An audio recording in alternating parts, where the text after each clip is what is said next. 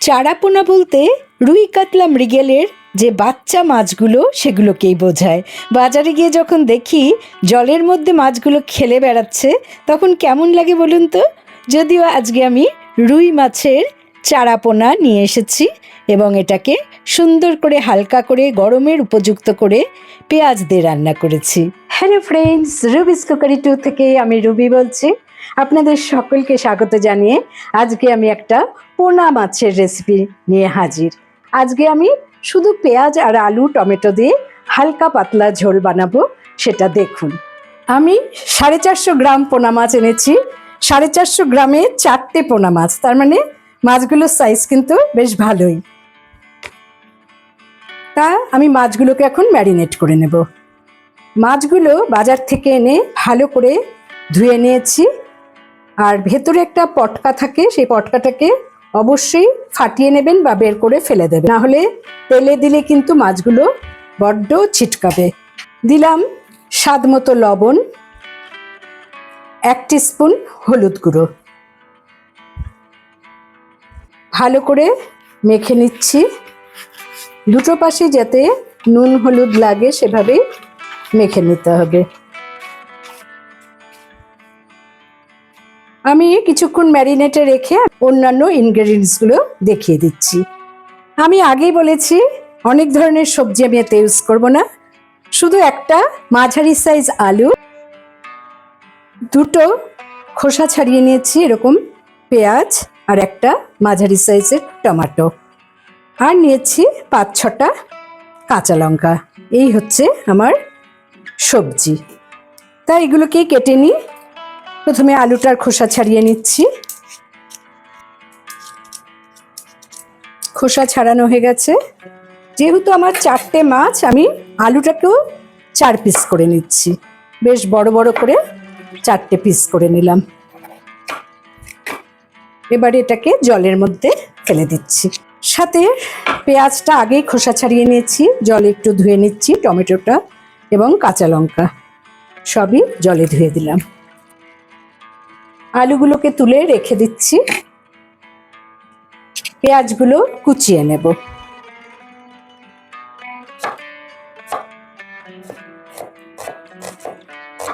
একটু মোটা মোটা করেই কেটে নিচ্ছি।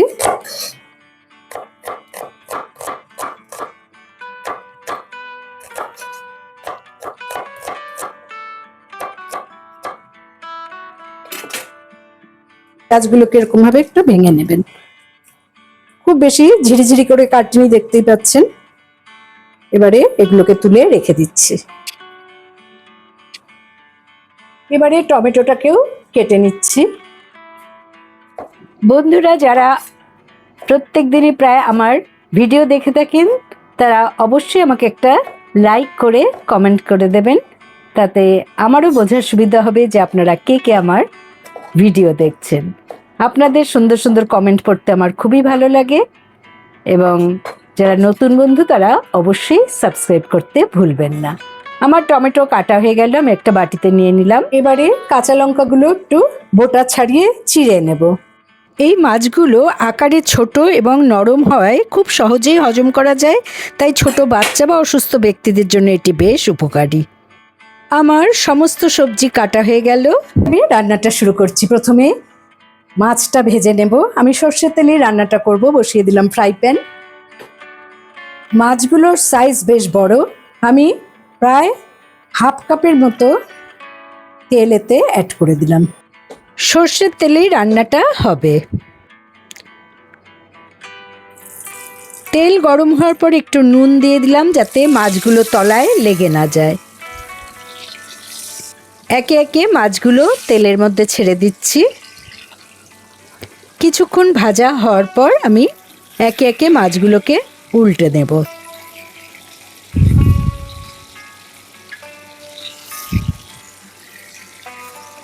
এইভাবে 1 থেকে 2 বার মাছগুলোকে উল্টে পাল্টে ভেজে নিতে হবে।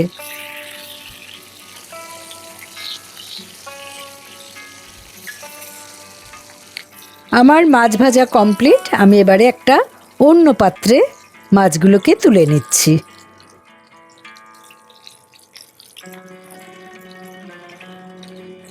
মাছ ভাজার তেলেই আমি আলুগুলোকে প্রথমে ভেজে নেব। তা আলুগুলোকেও ঘুরিয়ে ফিরিয়ে লাল করে ভেজে নিচ্ছি যাতে তাড়াতাড়ি সেদ্ধ হয়ে যায়। আলু ভাজা হয়ে গেছে, আমি আলাদা একটা পাত্রে তুলে নিচ্ছি। দেখতেই পেলেন মাছ ভাজা আর আলু ভাজা হয়ে গেছে, তেলটাও অনেকটাই কমে গেছে, কিন্তু আমি আর তেল অ্যাড করব না, এই তেলেই রান্নাটা করব। তা প্রথমে আমি দিয়ে দিচ্ছি 2টো চিড়ে রাখা কাঁচা লঙ্কা, 1 টিস্পুন কালো জিরে,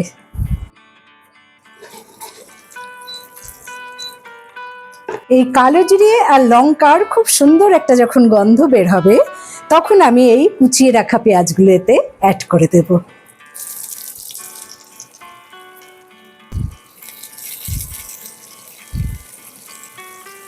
পেঁয়াজটাকে কিন্তু একদম লাল করে ভাজবেন না, তাহলেই এটা খুবই একটা রিচ খাবার হয়ে যাবে।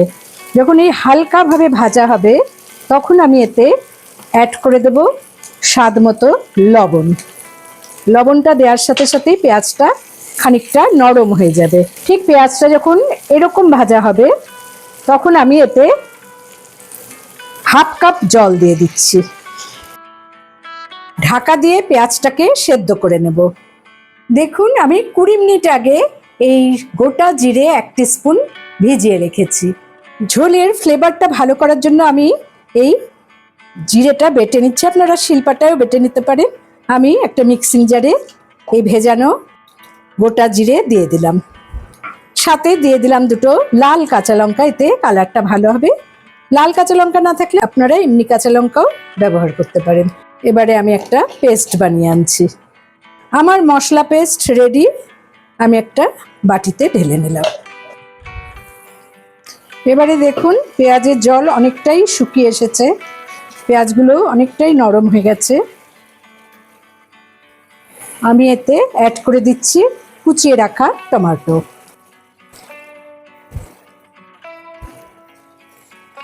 আমি এই ফোড়নের কাঁচা লঙ্কাগুলোকে তুলে রাখছি, কারণ এখন আমি এগুলোকে ভালো করে খুন্তির সাহায্যে পিষে নেব।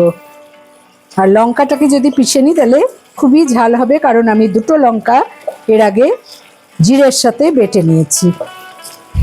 এইভাবে খুন্তির সাহায্যে ভালো করে পেঁয়াজগুলোকে ম্যাশ করে নেবেন। আমি 1 টিস্পুন হলুদ অ্যাড করে দিচ্ছি জিরে লঙ্কা বাটা। চাইলে আপনারা জিরের গুঁড়ো ব্যবহার করতে পারেন। রংটাকে একটু ভালো করার জন্য আমি কাশ্মীরি লাল লঙ্কার গুঁড়ো 1 টিস্পুন অ্যাড করে দিলাম। আমি মিক্সিং জারটা ধুয়ে সামান্য জল অ্যাড করে দিচ্ছি। আরেকবার পেঁয়াজ আর টমেটোটাকে সেদ্ধ করার জন্য ঢাকা দিয়ে রাখলাম যতক্ষণ না জলটা শুকিয়ে যায়। জলটা অনেকটাই শুকিয়ে গেছে, দেখুন পেঁয়াজগুলো একদম গলে গেছে, সাথে টমেটো। কম ভাজার পর এরকম জল দিয়ে পেঁয়াজটাকে সেদ্ধ করে নিলে ঝোলের ফ্লেভারটা কিন্তু খুবই ভালো আসে। মশলা দেওয়ার পর আবারও আমি জল দিয়ে শুকিয়ে নিলাম এবং পেঁয়াজ টমেটো সবই গলে গেছে। আর যেটুকু তেল দিয়ে রান্না করছি সেটাও দেখুন ছেড়ে বেরিয়ে এসছে, সুতরাং বুঝতেই হবে যে আমার কাঁচা মশলার গন্ধ এখন আর নেই। আমি এখন জল দিয়ে দিচ্ছি এতে।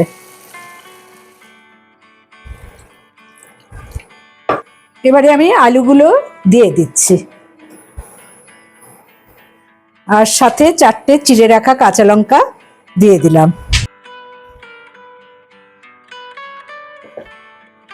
আবারও ঢাকা দিচ্ছি যতক্ষণ না আলুটা সেদ্ধ হয়। আমি সামান্য ধনেপাতা ধুয়ে নিয়েছি, এবারে একটু কুচিয়ে নিচ্ছি গার্নিশিং এর জন্য।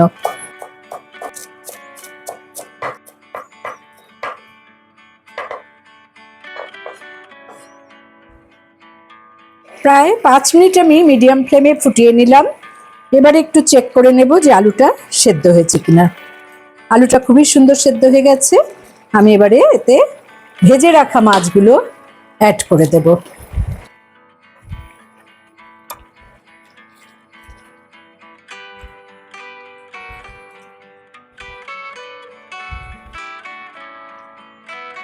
আবারও আমি 1 মিনিট ঢাকা দিয়ে মিডিয়াম ফ্লেমে রেখে দিলাম।